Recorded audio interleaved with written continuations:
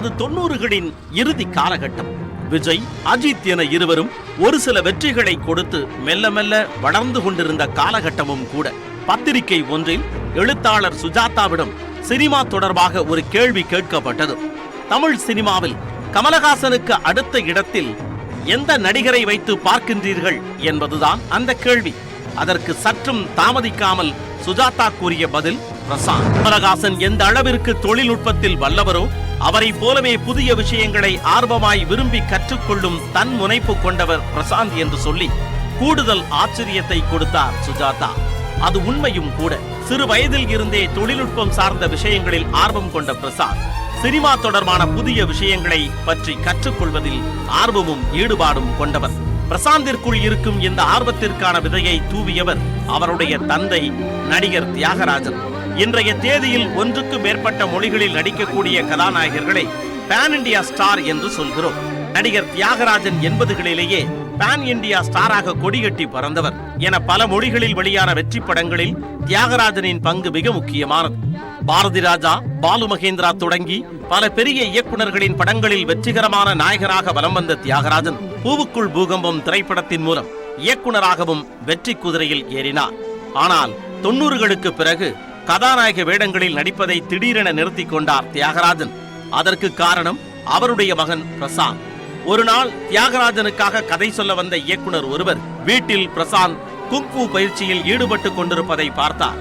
அப்பொழுதுதான் தியாகராஜனுக்கு திருமணமாகி 17 வயதில் ஒரு மகன் இருக்கிறார் என்கின்ற விஷயமே திரையுலகில் பலருக்கும் தெரிய வந்தது. அதற்கு முன்பு எந்த காரணத்தை கொண்டும் தான் சம்பாதித்த பெயரும் புகழும் தனது குடும்பத்தை பாதித்துவிடக் கூடாது என்பதற்காக குடும்பத்தினரை வெளி உலகிற்கு அறிமுகப்படுத்தாமலேயே வைத்திருந்தார். அதன் பிறகு தியாகராஜனுக்கு ஒரு மகன் இருக்கிறார் என்கின்ற விஷயம் ஒட்டுமொத்த திரை உலகிற்கும் பரவிவிட்டது.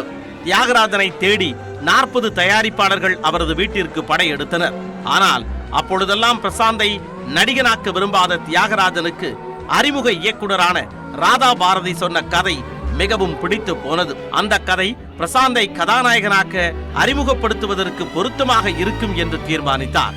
அந்த கதைதான் வைகாசி பிறந்தாச்சு என்கின்ற திரைப்படமாக வெளியானது. வைகாசி பிறந்தாச்சு வெளியாகி மிகப்பெரிய வெற்றியை அடைந்ததோடு 17 வயது நிரம்பிய ஒரு இளைஞனுக்குள் இத்தனை திறமைகள் இருக்கின்றனவா என ஒட்டுமொத்த தமிழ் திரை உலகமே ஆச்சரியத்தில் ஆழ்ந்தது. ஓர் அறிமுக கதாநாயகன் முதல் படத்தில் காதல் செய்வதெல்லாம் வழக்கமான விஷயம்தான். ஆனால் ஆக்ஷன் காட்சிகளை எளிதாகவும் சிறப்பாகவும் கையாண்டால் தானே பெருவாரியான ரசிகர்களை சென்றடைய முடியும். அந்த வகையில் பிரசாந்த் ஆக்ஷன் காட்சிகளை மிக திறமையாக கையாண்டார். சிறு வயது முதலே ஜாக்கிசான் படங்களை பார்த்து வளர்ந்த பிரசாந்த் முதல் படத்திலேயே மிக ஆக்ரோஷமாய் சண்டை காட்சிகளில் தன்னை வெளிப்படுத்திக் கொண்டார். சென்னை கமலா தியேட்டரில் முதல் நாளில் வைகாசி பிறந்தாச்சு காட்சியை பார்த்து முடித்து பிரசாந்த் வெளியே வந்த பொழுது ஒட்டுமொத்த ரசிகர்களும் பிரசாந்தை பார்த்து ஆரவாரத்தில் கூச்சலிட்டனர்.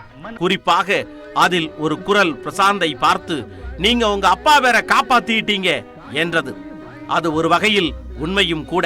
அதற்கு முன்பு அலைகள் ஓய்வதில்லை தியாகராஜன், மலையூர் மம்பட்டியான் தியாகராஜன், சேலம் விஷ்ணு தியாகராஜன் என அழைத்துக் கொண்டிருந்த ரசிகர்கள் பிரசாந்தின் வருகைக்கு பின் பிரசாந்தின் அப்பா தியாகராஜன் என அழைக்க ஆரம்பித்தனர். அந்த அளவிற்கு திரைத்துறைக்கு வந்த வெகு சில நாட்களிலேயே ரசிகர்களின் பேரன்பிற்கு சொந்தக்காரரானார் பிரசாந்த். தமிழில் வெளியாகி 2 ஆண்டுகள் கழித்து வைகாசி பிறந்தாச்சு ஹிந்தியிலும் ஐ லவ் யூ என்கின்ற பெயரில் ரீமேக் ஆகி வெற்றி அடைந்தது. சினிமாவில் அறிமுகமான 2 வருடங்களிலேயே தமிழிலும் ஹிந்தியிலும் வெற்றி படங்களை கொடுத்திருந்தார் பிரசாந்த். வைகாசி பிறந்தாச்சு படத்தை பார்த்து சிவாஜி கணேசனுக்கு பிரசாந்தை பிடித்து போகவே அவரை தன் வீட்டிற்கு அழைத்தார். அதற்கு முன்பு சிவாஜியும் தியாகராஜனும் கருடா சௌக்கியமா போன்ற படங்களில் இணைந்து நடித்திருந்தனர். பிரசாந்தை வீட்டிற்கு அழைத்த சிவாஜி அவருக்கு சில முக்கியமான அறிவுரைகளை சொன்னார். எப்பொழுதும் படப்பிடிப்பிற்கு நேரத்திற்கு செல், ஒருபொழுதும் நேரம் தவறி படப்பிடிப்பிற்கு செல்லாதே, எந்த இடத்திலும் நாம ஒரு பெரிய நடிகன் என காட்டிக்கொள்ளாதே, ஏனென்றால் நடிப்பு என்பது ஒரு கடல். இயக்குனர் என்ன சொல்கிறாரோ அதனை மட்டும் கேள், அவர்தான் எல்லாமே என சிவாஜி கூறிய அத்தனை அறிவுரைகளையும் பின்னாட்களில் கவனமாக பின்பற்றினார் பிரசாந்த். அன்றைய தேதியில் நடிகர் திலகத்தின் மனம் கவர்ந்த நடிகனாகி போனார் அன்றைய காதல் இளவரசன் பிரசாந்த்.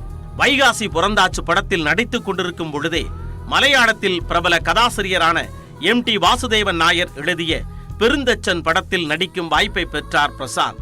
மலையாளத்தில் அறிமுகமான முதல் படத்திலேயே திலகன், நெடுமுடி வேணு என மிகப்பெரிய ஜாம்பவான்களுடன் திரையை பகிர்ந்து கொள்கின்ற வாய்ப்பு பிரசாந்திற்கு கிடைத்தது.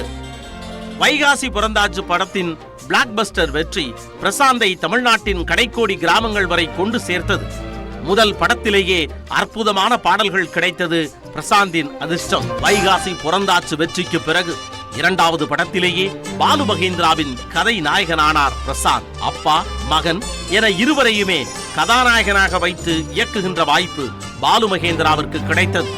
பாலு மகேந்திரா இயக்கத்தில் பிரசாந்த் நடித்த வண்ண வண்ண பூக்கள் வெளியாகி 100 நாட்கள் வெற்றி படமாக ஓடியதோடு அந்த ஆண்டின் சிறந்த தமிழ் படத்திற்கான தேசிய விருதையும் தட்டிச் சென்றது. பிரசாந்தின் முதல் படமான வைகாசி புறந்தாச்சு படத்தில் தேவா இசையமைத்த பாடல்கள் பெரும் வரவேற்பை பெற்றதென்றால், இரண்டாவது படத்தில் இளையராஜா இசையில் பாடல்கள் பெரிய அளவில் ஹிட் ஆகின. அதற்கு முன்பு பிரசாந்த் நடித்த பெருந்தச்சன் படமும் தேசிய விருதை வென்றது குறிப்பிடத்தக்கது. அந்த வகையில் முதல் படம் இமாலய வெற்றி, அடுத்த 2 படங்களும் தொடர்ச்சியாக தேசிய விருது என இவையெல்லாம் இன்றைய இளம் நடிகர்களுக்கு நிகழுமா என ஆருடம் கூற முடியாது. ஆனால் பிரசாந்தின் ஆரம்பகால திரை வாழ்வில் இந்த அற்புதங்கள் எல்லாம் நிகழ்ந்தன. 1973ஆம் ஆண்டில் பாலிவுட்டில் மிகப்பெரிய வசூல் சாதனையை நிகழ்த்திய திரைப்படம் பாபி. அன்றைய பாலிவுட் சூப்பர் ஸ்டார் ராஜ் கபூர் இயக்கிய அந்த படத்தில் ரிஷி கபூரும் டிம்பிள் கபாடியாவும் அறிமுகமாகினர். இந்திய சினிமாவில் கல்ட் காதல் காவியமாக உருவாக்கிய பாபி படத்தின் பாதிப்பில்தான் செம்பருத்தி படத்தை இயக்கினார் RK செல்வமணி. ரிஷி கபூர் போர் ஒரு அழகான இளம் கதாநாயகனை தேடிக்கொண்டிருந்த RK செல்வமணிக்கு பிரசாந்தின் பால் போன்ற முகமும் துருதுரு பார்வையும் அரும்பு மீசையும் பிடித்து போகவே செம்பருத்தி படத்தில் பிரசாந்தை கதாநாயகனாக்கிறார். வைகாசி புறந்தாச்சு போலவே மீண்டும் காதலை மையமாக வைத்து உருவாக்கப்பட்ட செம்பருத்தி பிரம்மாண்ட பொருட்செலவில் உருவாக்கப்பட்டது. ஒரு காதல் திரைப்படம் அத்தனை பிரம்மாண்டமாக தமிழ் சினிமாவில் உருவானது அதுவே முதல் முறை. தொடர்ந்து ஹிட் படங்களில் நடித்துக் கொண்டிருந்த பிரசாந்தை தமிழ் சினிமாவின் அத்தனை முன்னணி இயக்குனர்களும் கவனிக்க ஆரம்பித்தனர். ரோஜா பட வெற்றிக்கு பிறகு திருடா திருடா படத்திற்கு புதிய நாயகர்களை தேடிக்கொண்டிருந்த போது இயக்குனர் மணிரத்னத்தின் கண்ணில் பட்டார் பிரசாந்த். அந்த சமயத்தில் குஷ்புவின் சகோதரர் அப்துல்லா மற்றும் சில இளம் நாயகர்களோடு பிரசாந்தையும் நேர்காணல் செய்த மணிரத்னத்திற்கு பிரசாந்திடம் இருந்த அப்பாவித்தனம் அவரை வெகுவாக ஈர்த்தது. ஆனந்த், ஹீரா, அனு அகர்வால், சலீம் கவுஸ் உள்ளிட்ட நடிகர்கள் திருடா திருடாவில் இணைந்தனர். அதுவரை தேவா, இளையராஜாவுடன் மட்டுமே பயணித்துக் கொண்டிருந்த பிரசாந்த் முதல் முறையாக திருடா திருடா படம் மூலம் ரகுமானுடன் இணைந்தார். திருடா திருடா படத்தை விட அதில் இடம்பெற்ற பாடல்கள் பெரிய அளவில் பேசப்பட்டன. அந்த படத்தில் பிரசாந்தை கச்சிதமாக பயன்படுத்திக் கொண்டார் மணிரத்னம். 1994ஆம் ஆண்டு பாரதி ராஜாவின் உதவியாளர் மனோஜ்குமார் இயக்கிய செந்தமிழ் செல்வன் படத்திற்கு மெல்லிசை மன்னர் MS விஸ்வநாதனும் இசைஞானி இளையராஜாவும் சேர்ந்தே இசையமைத்தனர். அது அன்றைய தேதியில் வேறெந்த இளம் நடிகருக்குமே கிடைக்காத பேர். 1990ஆம் ஆண்டு அறிமுகமாகிய பிரசாந்த் முதல் 4 ஆண்டுகளிலேயே தேவா, இளையராஜா, AR ரகுமான், MS விஸ்வநாதன் என அத்தனை முன்னணி இசையமைப்பாளர்களின் படங்களிலும் பாடல்களிலும் நடித்துவிட்டார். தொடர்ந்து காதல் படங்களில் டூயட் பாடிக்கொண்டிருந்த பிரசாந்த் ஆணழகன் படம் சற்று வித்தியாசமான படமாகவே அவருக்கு அமைந்தது. படம் முழுக்கவே பெண் வேடமிட்டு நடித்த பிரசாந்திற்கு அது நன்றாகவே ஒர்க் அவுட் ஆனது. அதற்கு முன்பு தமிழ் சினிமாவில் முன்னணி கதாநாயகர்கள் ஒரு சில படங்களில் ஆங்காங்கே சில காட்சிகளில் மட்டுமே பெண் வேடமிட்டு நடித்தனர். ஆனால் முழு படமும் பெண் வேடமிட்டு நடித்த முதல் இளம் நடிகர் பிரசாந்த் மட்டுமே. முதலில் T. ராஜேந்தர் இயக்கவிருந்த இந்த படத்தை பின் நாட்களில் பிரசாந்தின் தந்தை தியாகராஜனை இயக்கினார். பாலு மகேந்திரா, மணிரத்னத்தை தொடர்ந்து பிரம்மாண்ட இயக்குனர் சங்கரின் நாயகராகவும் பிரசாந்த் உருவெடுத்தார். உண்மையில் சங்கர் இயக்கிய காதலன் படத்திற்கு முதலில் அவரது தேர்வாக இருந்தவர் பிரசாந்த். ஆனால் சில காரணங்களால் பிரசாந்த் அதில் நடிக்க முடியாமல் போகவே பிரபுதேவா அதில் கதாநாயகனானார். அதன் பிறகு இந்தியன் எனும் மெகா ஹிட் படத்திற்கு பிறகு சங்கரும் பிரசாந்தும் இணைந்த போது ரசிகர்கள் மத்தியில் மிகப்பெரிய எதிர்பார்ப்பு இழந்தது. அதற்கு முன்பு பிரசாந்திற்கு இருந்த தோற்றத்தை முழுமையாக மாற்றி அமைத்த சங்கர் முற்றிலும் புதுவிதமான பிரசாந்தை ரசிகர்களுக்கு காட்டினார். தமிழ் சினிமா அன்றைக்கு இருந்த சூழ்நிலையில் ஜீன்ஸ் படம் இந்திய சினிமாவில் ஒரு டைட்டானிக் தரத்தில் எடுக்கப்பட்டது. அன்றைய தேதியில் கமலுக்கு பிறகு மீசை இல்லாமல் படு ஸ்டைலிஷாக நடித்த இளம் நாயகன் பிரசாந்த் மட்டுமே. ஜீன்ஸ் படத்தில் விஸ்வநாதன், ராமமூர்த்தி என்று இரட்டை வேடங்களை பிரசாந்திற்கு தந்திருந்தார் சங்கர். அந்த படத்தின் நாயகியாக உலக அழகிய ஐஸ்வர்யா ராய் நடித்திருந்தார். உண்மையில் தனது படத்தின் நாயகியாக ஐஸ்வர்யா ராயை நடிக்க வைக்க வேண்டும் என்பது நடிகர் ரஜினிகாந்தின் விருப்பம். ஆனால் அது அப்போது நிறைவேறவில்லை. அந்த வாய்ப்பு பிரசாந்திற்கு இயல்பாக அமைந்தது. ஜீன்ஸ் படம் தமிழ்நாட்டில் எந்த அளவிற்கு ஓடியதோ அதுபோலவே மலேசியாவிலும் 100 நாட்களுக்கு மேல் ஓடி பெரிய வெற்றியை ஈட்டியது. மலேசியாவில் ஜீன்ஸ் படம் பிரசாந்தின் நாயக பிம்பத்தை இன்னும் சற்று உயர்த்தி பிடித்தது.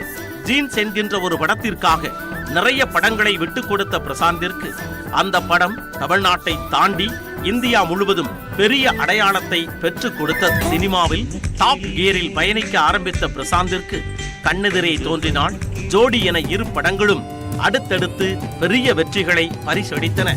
காதலுக்கு மரியாதை படத்தை இயக்குனர் பிரியதர்ஷன் ஹிந்தியில் டோலி சஜா ஹே ரக்னா என இயக்கிய போது அந்த படத்திற்கு இசை AR ரகுமான்.